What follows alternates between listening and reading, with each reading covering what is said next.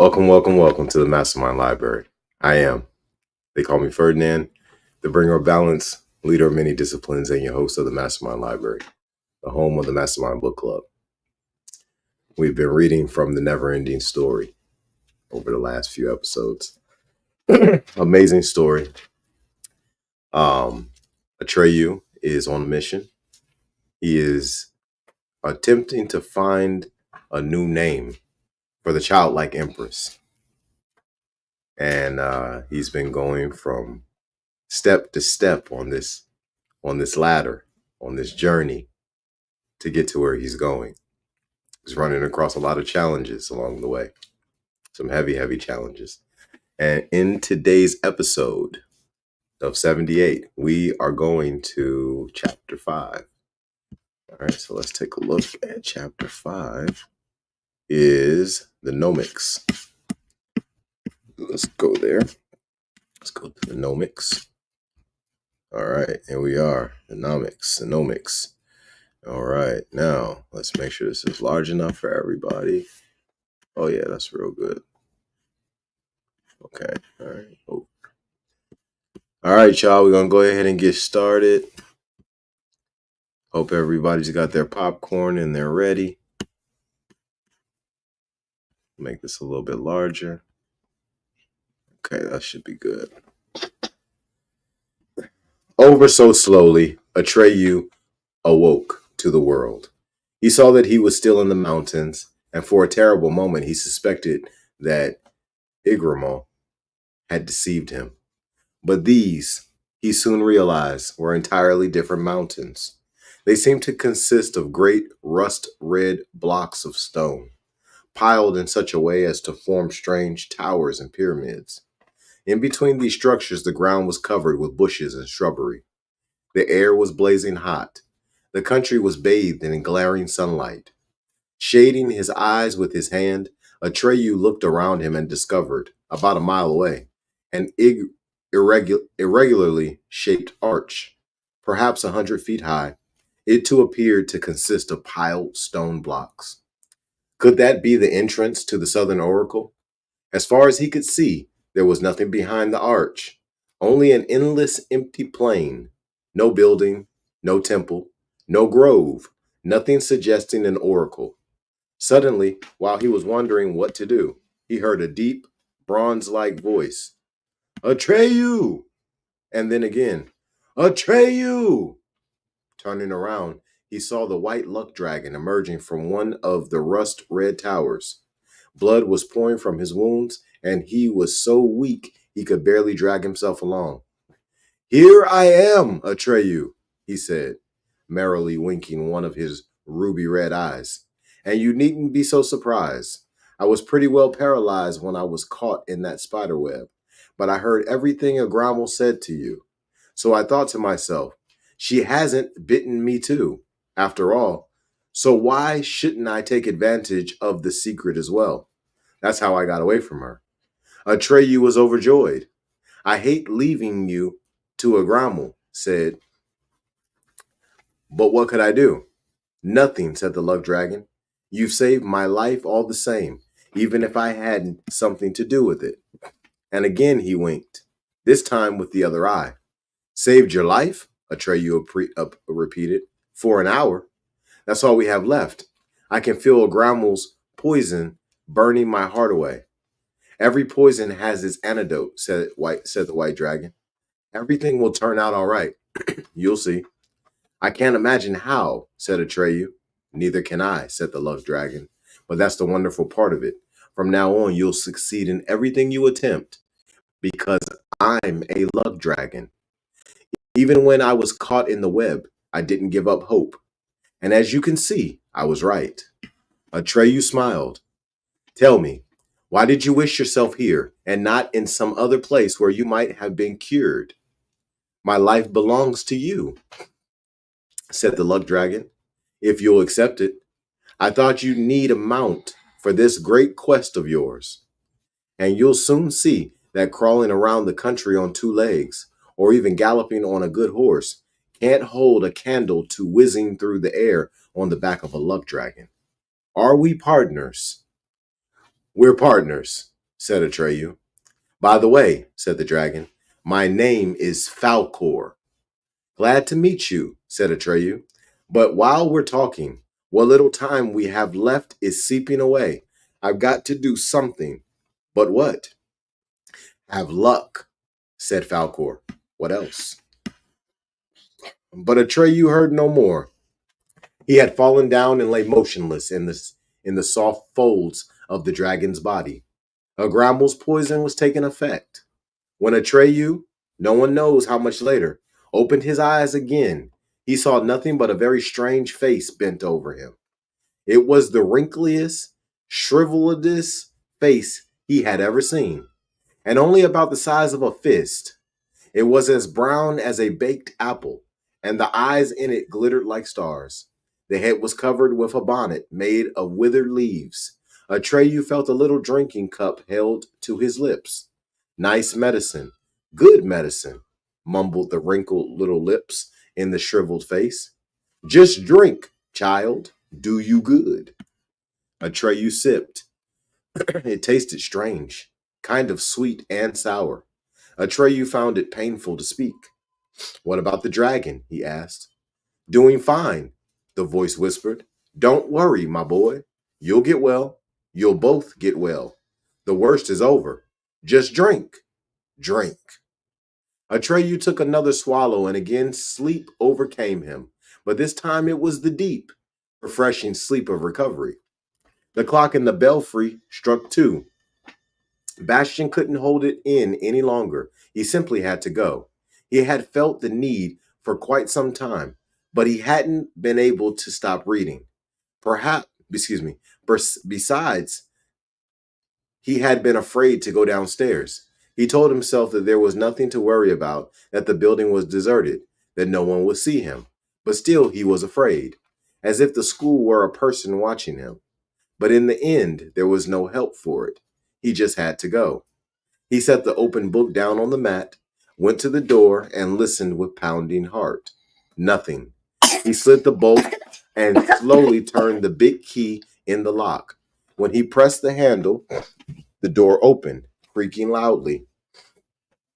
He padded out in his stocking feet, leaving the door behind him open to avoid unnecessary noise. He crept down the stairs to the second floor. The student's toilet was at the other end of the long corridor with the spinach green classroom doors. Racing against time, Bastian ran as fast as he could and just made it. As he sat there, he wondered why heroes in stories like the one he was reading never had to worry about such problems. Once, when he was much younger, he had asked his religion teacher if Jesus Christ had to go like an ordinary person. After all, he had taken food and drink like everyone else. The class had howled with laughter, and the teacher, instead of an answer, had given him several demerits for insolence. He hadn't meant to be insolent. Probably, Bastian now said to himself, these things are just too unimportant to be mentioned in stories. Yet for him, they could be of most pressing and embarrassing importance. He was finished. He pulled the chain and was about to leave when he heard steps in the corridor outside. One classroom door after another was opened and closed, and the steps came closer and closer. Bastian's heart pounded in his throat. Where could he hide? He stood glued to the spot as though paralyzed. The washroom door opened, luckily in such a way as to shield Bastian.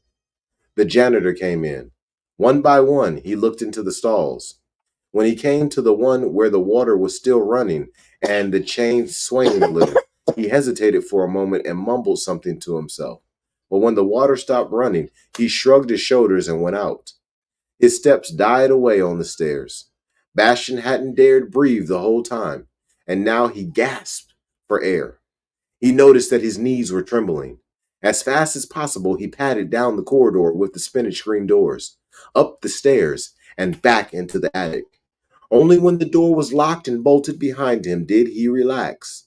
With a deep sigh, he settled back on his pile of mats, wrapped himself in the army blankets, and reached for the book. When Atreyu awoke for the second time, he felt perfectly rested and well. He sat up. It was night. The moon was shining bright, and Atreyu saw he was in the same place where he and the white dragon had collapsed. Falcor was still lying there. His breathing came deep and easy, and he seemed to be fast asleep. His wounds had been dressed. Atreyu noticed that his shoulder had been dressed in the same way, not with cloth, but with herbs and plant fibers. Only a few steps away, there was a small cave, from which issued a faint beam of light. Taking care not to move his left arm, Atreyu stood up cautiously and approached the cave. Bending down, for the entrance was very low, he saw a room that looked like an alchemist's workshop in miniature. At the back, an open fire was crackling merrily. Crucibles, retorts, and strangely shaped flasks were scattered about all about. Bundles of dried plants were piled on shelves. The little table in the middle of the room and the other furniture seemed to be made of root wood, crudely nailed together.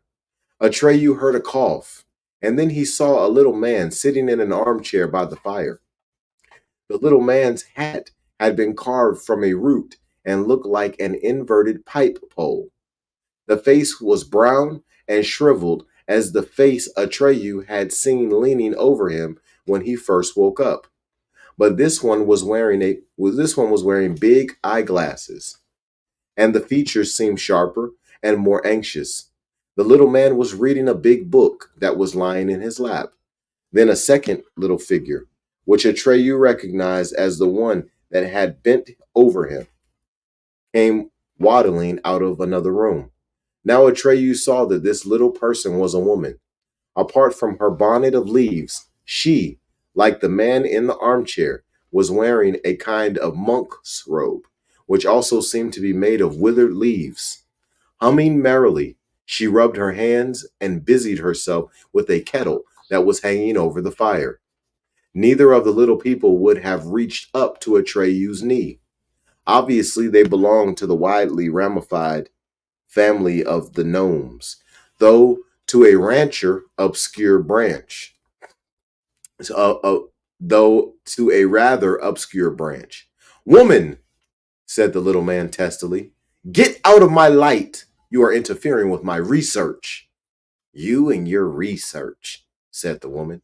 Who cares about that? The important thing is my health elixir. Those two outside are in urgent need of it. Those two, said the man irritably, will be far more in need of my help and advice. Maybe so, said the little woman, but not until they are well. Moreover, old man. Grumbling, the little man moved his chair a short distance from the fire. Atreyu cleared his throat to call attention to his presence. The two gnomes looked around. He's already well, said the little man. Now it's my turn. Certainly not, the little woman hissed. He'll be well when I say so. It'll be your turn when I say it's your turn. She turned to Atreyu. We would invite you in, but it's not quite big enough, is it? Just a moment. We shall come out to you. Taking a small mortar, she ground something or other into a powder, which she tossed in the kettle. Then she washed her hands, dried them on her robe, and said to the little man, Stay here until I call you, Ingiwook. Understand? Yes, Urgle. I understand, the little man grumbled. I understand only too well. The female gnome came out of the cave and looked up at Atreyu from under knitted brows. Well, well, we seem to be getting better, don't we? Atreyu nodded. The gnome climbed up on a rocky ledge, level with Atreyu's face, and sat down. No pain? She asked. None worth mentioning, Atreyu answered. Nonsense, the woman snapped. Does it hurt or doesn't it? It still hurts, said Atreyu, but it doesn't matter. Not to you, perhaps, but it does to me. Since when does the patient tell the doctor what matters? What do you know about it? If it's to get well, it has to hurt. If it stopped hurting, your arm would be dead. I'm sorry, said Atreyu, who felt like a scolded child. I only wanted to say, that is, I wanted to thank you. What for? Said Urgle impatiently. I'm a healer, after all. I've only done my professional duty. Besides, Ingiwook, that's my old man, saw the glory hanging on your neck. So what would you expect? What about Falcor? Atreyu asked. How's he getting along? Falcor? Who's that? The White Luck Dragon. Oh, I don't know yet. Took a little more punishment than you. But then he's bigger and stronger, so he ought to make it. Why not? Needs a little more rest. Where did you ever pick up that poison? And where have you come from all of a sudden? And where are you going? And who are you in the first place? Ingiwook was standing in the mouth of the cave. He listened as Atreyu answered Urgle's questions. When Urgle opened her mouth to speak again, he shouted, Hold your tongue, woman! Now it's my turn. Removing his pipe bowl hat, he scratched his bald head and said, Don't let her tone bother you, Atreyu. Old Urgle is a little crude, but she means no harm. My name is Ingiwook. We are the well-known Nomics. Ever heard of us? No, Atreyu confessed. Ingiwook seemed rather offended. Oh well, he said. Apparently you don't move in scientific circles, or someone would undoubtedly have told you that you couldn't find a better advisor than yours truly if you're looking for Uyulala in the Southern Oracle. You've come to the right address, my boy. Don't give yourself airs, Urgle broke in. Then she climbed down from her ledge and, grumbling to herself, vanished into the cave. Ingiwook ignored her comment. I can explain everything, he went on. I've studied the question all my life, inside and out. I set up my observatory just for that. I'm in the last stage of a great scientific work on the Oracle, the riddle of Uyulala, solved by Professor Ingiwook. That's the title. Sounds all right, doesn't it? To be published in the very near future. Unfortunately, a few details are still lacking. You can help me, my boy. An observatory? Asked Atreyu, who had never heard the word. Ingiwook nodded and, beaming with pride, mentioned Atreyu to follow him. A narrow path twined its way upward between great stone blocks. In some places where the grade was especially steep, tiny steps had been cut out of the stone. Of course, they were much too small for Atreyu's feet, and he simply stepped over them. Even so, he had a hard time keeping up with the gnome. Bright moonlight tonight, said Ingiwook. You'll see them all right. See who? Atreyu asked. Uyulala. Ingiwook only frowned and shook his head. At last they came to the top of the hill. The ground was flat, but on one side there was a natural stone parapet. In the middle of this wall there was a hole, obviously the work of Nomian hands. And behind the hole, on a stand made of root wood, stood a small telescope. Ingiwook looked through the telescope and made a slight adjustment by turning some screws. Then he nodded with satisfaction and invited Atreyu to look, to put himself on a level with it. Atreyu had to lie down on the ground and prop himself on his elbows. The telescope was aimed at the great stone arch, or more specifically at the lower part of the left pillar. And beside this pillar, as Atreyu now saw, an enormous sphinx was sitting motionless in the moonlight. The forepaws on which she was propped were those of a lion. The hindquarters were those of a bull. On her back she bore the wings of an eagle, and her face was that of a human woman, in form at any rate, for the expression was far from human. I was hard to tell whether this face was smiling or whether it expressed deep grief or utter indifference. After looking at it for some time, Atreyu seemed to see abysmal wickedness and cruelty, but a moment later he had to correct his impression, for he found only unruffled calm. Don't bother, He heard the gnome's deep voice in the ear. You won't solve it. It's the same with everyone. I've observed it all my life and I haven't found the answer. Now for the other one. He turned one of the screws. The image passed the opening of the arch, through which one saw only the empty plain. Then the right hand pillar came into Atreyu's view, and there, in the same posture, sat a second sphinx. The enormous body shimmered like liquid silver in the moonlight. She seemed to be staring fixedly at the first, just as the first was gazing fixedly at her. Are they statues? Asked Atreyu, unable to avert his eyes. Oh no, said Ingiwook with a giggle. They are real live sphinxes, very much alive. You've seen enough for now. Come, we'll go down. I'll explain everything. And he held his hand in front of the telescope so that Atreyu could see no more. Neither spoke on the way back. And that concludes chapter 5. We'll be on chapter 6, the 3 magic gates.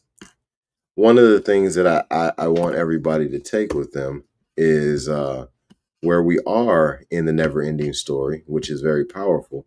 We have made it to the gnomes, okay? And we are moving toward the Southern Oracle. But before we get to the Southern Oracle, we have to go through this process of the gnomes helping Atreyu and Valcor heal from the bite that they got from Agrammel. Okay. And now they're healing and they're figuring out the way forward. Okay. This is a really, really powerful story. I'm really appreciating that I'm reading this story to my children because we've all watched the movie together, each of my children and I. However, we've never read the book, and the book is slightly different. There's a couple of different pieces that are different than the movie. Yeah. Okay, we'll eat after. Okay. I know you want to eat. But great story. Great story. It's really helping us see the different sides of ourselves.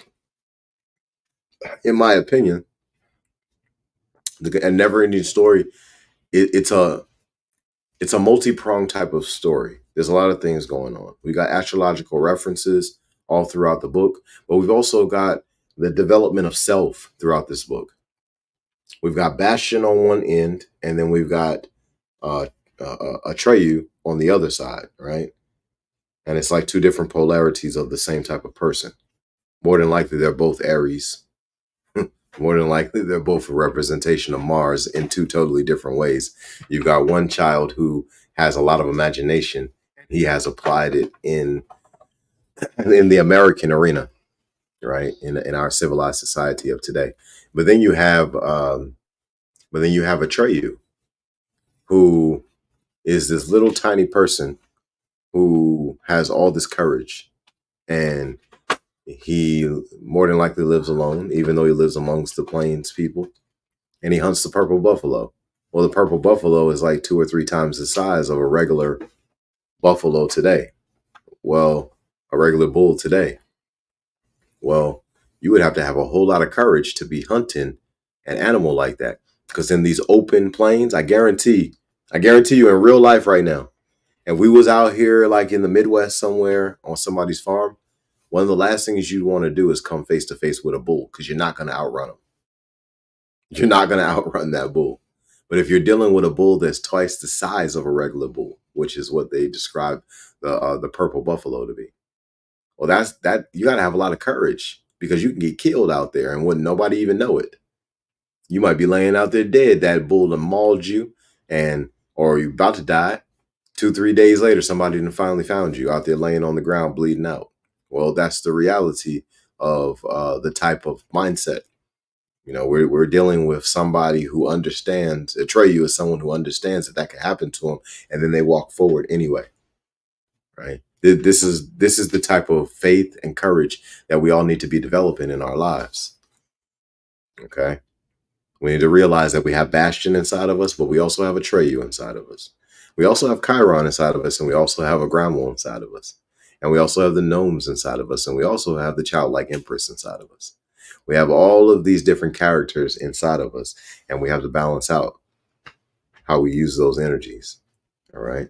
So this is powerful, super powerful book. Appreciate everybody who has chimed in, who is here, who's listening. Hey, expose your gift.